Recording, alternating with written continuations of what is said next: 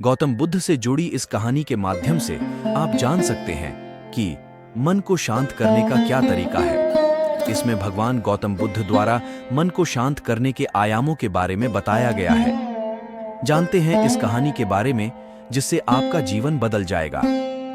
गौतम बुद्ध से जुड़ी इस कहानी के माध्यम से आप जान सकते हैं कि मन को शांत करने का क्या तरीका है।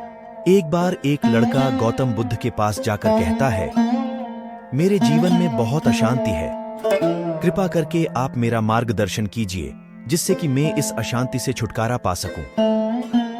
गौतम बुद्ध लड़के से जीवन की अशांति का कारण पूछते हैं।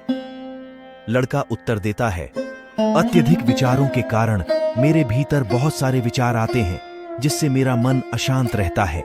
बुद्ध मुस्कुराते हुए कहते हैं, ऊपर आकाश की ओर देखो और बताओ कि तुम्हें सूर्य दिख रहा है। लड़का ऊपर देखता है और कहता है, धूप दिख रहा है। बुद्ध उससे पूछते हैं कि अगर तुम लगातार धूप में खड़े रहोगे तब क्या होगा।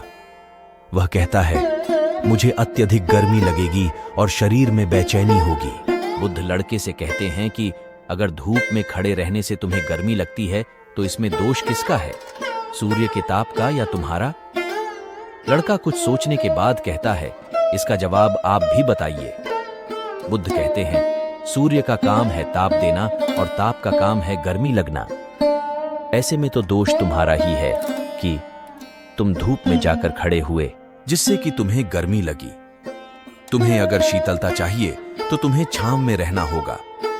ठीक इसी तरह चंचल मन का भी स्वभाव होता है विचारों और भावनाओं को जागृत करना। विचार क्षण भर के लिए होते हैं, लेकिन विचार से पैदा हुई भावनाएं देर तक टिकी रहती हैं।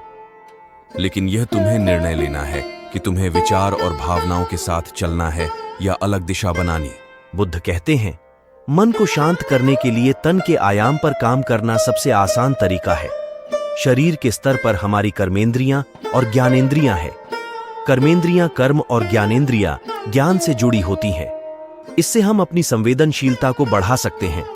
यानी हम जो भी काम मन के आयाम से हटकर तन के आयाम पर जाने से ही तुम्हारा चित्त शांत होगा। ऐसा करने से तुम मन के आयाम से हटकर शरीर के आयाम पर आ जाओगे। ठीक उसी तरह जैसे तुम धूप से हटकर छांव में आ सकते थे। मन के आयाम से हटने पर तुम्हारी जागरूकता तन पर आ जाएगी। जब तुम तन के आयाम पर काम करोगे तब तुम्हारा चित्त शांत होगा।